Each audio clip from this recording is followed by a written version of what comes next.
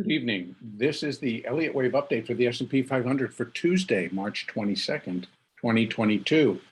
The buyers did return in mass today, particularly in the first hour, and the S&P did break right through resistance at 44.85 and continued on up, eventually getting itself above 4,500, which was, for all intents and purposes for this particular rally, was a major achievement, let's say. Now, the market got up to 45.14, almost 45.15, just shy of that resistance at 45.23.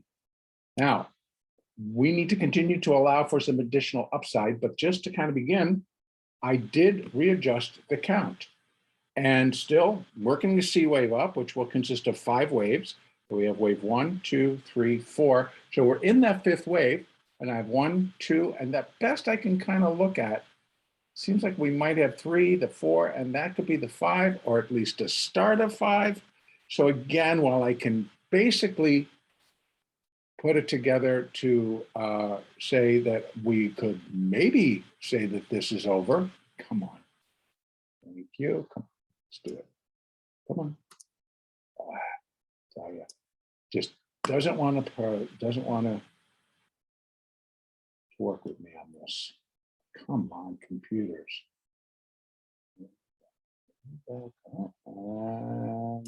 Good. So you can see 1, 2, and then it's kind of like a little sloppy, but that might be the 3, the 4, and maybe a 5, or just the start of 5. So if 5 is going to equal 1, that's 15, that's about 45 points. And 45 points takes us closer up into here. So that would be the, on Elliott basis, that's kind of a very common that 5 equals 1 type of a target. Sorry. In any case, I think we still need to leave upside potential in place. 45.23 is our next level. And then we likely will find some around 45.50. And then we have additional at 45.69. Now, again, 45.84 is the level that it cannot break. If it breaks 45.84, then we are reverting on the larger count. And it will suggest that this rally off of the lows of 41.01 is most of, but it's within a C wave up, an intermediate C wave up to complete a primary B wave. So what we would have is an ABC down for primary wave A. And I think I noticed that up, but I'll just go over that again, just to make it very clear.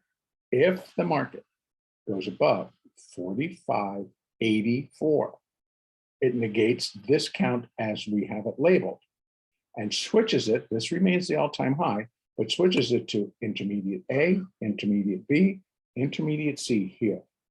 Then we put a primary wave A underneath. Then this is intermediate A, intermediate B, and we're in an intermediate C wave advance, which I would not be expecting it to go to new highs, but I would expect it to start to get up to 46.45, 46.72, and possibly as high as 47.65. The high is 48.08. So I would not expect new all-time highs out of this particular sequence, but they might not be done yet. Now, this does still fit very cleanly as -1 and this being -2. It does feel like it's running out of steam, even though today was pretty strong, the volumes get less and less. So I think everybody that wants to be in is now in, and people are now starting to look at the reality of the situation, the reality of what's happening around them, and that the market needs to swallow and accept, higher interest rates coming over the next year. 7 interest rate rises, we've already baked that into prices. Well, if that's what you believe, I got a bridge in Brooklyn. In any case, for tomorrow, we have to continue to leave upside potential in place. Once this wave is complete, I continue to say that it's going to be a shock to the market. That's what I think is going to knock it down to the mats before it can stand up on the count, to be down for the count. And then the sellers will just walk in and just absolutely annihilate the market, because that's, I believe it's going to be some type of news or something happens where it is very clear we are not going up, we need to go down, and we need to go quickly. And so getting out of all of these massive longs that people have put on. I mean, if you consider, look at that, 45.15 is today's high. And then we have the low at 41.29. The S&P has rallied 386 S&P points in a week. That is a pretty astounding accomplishment. The NASDAQ has rallied 1,747 points in that same time period. So I believe we're getting very close to the end of this move, but I don't want to sound like calling the high, because I will not do that. The other thing I want to continue to really bring to focus is that I'm a day trader, and therefore I trade every day in and out. I don't carry overnight positions, not in these indexes. And so I trade technically. And I have learned the hard way, and I want to tell you, very costly hard way, in trying to pick a top and sticking with a position when the market is obviously telling you we're not going in that direction. It could be very costly. But when I switched and went technical, the market and people behind those buttons trade technically. They trade using the moving averages. They trade using the point of control, value area high, value area low, VWAP. They trade using these indicators. And when a market breaks resistance, it's normally going to start heading to the next level of resistance. It's in a hunt for value. So you've got to be able to determine where these value areas in either direction exist. And so that's where value area high, value area low, previous points of control during the day, VWAP as they move around, that's where value takes place. So trade technically. Do not get married to any positions. The moves have been good. The days have been profitable. And I will say that this afternoon, it got a little bit of funkiness until we got right into the closing and we just gave it a big old push. But if you don't trade that close to the bell, then the afternoon trade was a little iffy. The morning trade was superior. It was great. It was one direction. All you had to do is jump on board and ride it up, take it out, let it pull back, jump on board.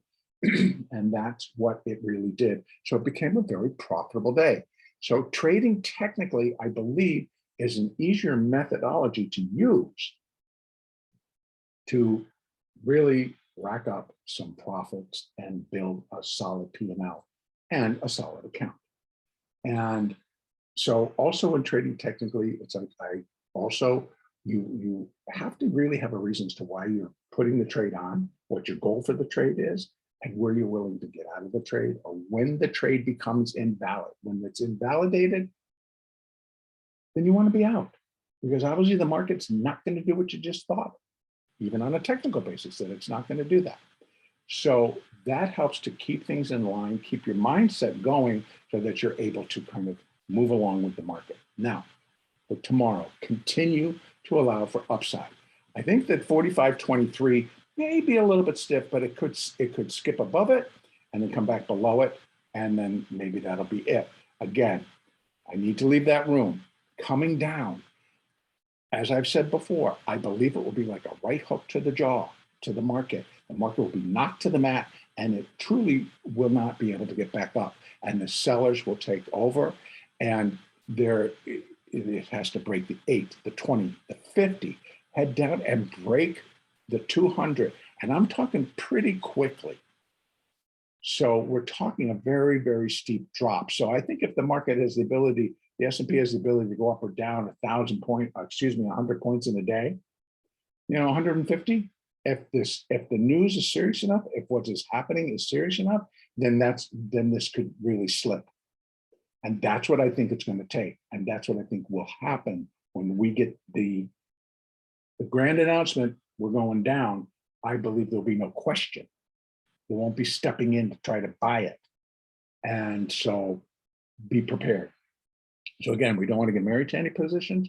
We want to trade technically. We want to trade using the price action, the moving averages, the Fibonacci, etc. Everything goes in concert and produces a solid trading day. I'm going to end it right there. Have a great trading day tomorrow. And the next update will be on Wednesday, the 23rd.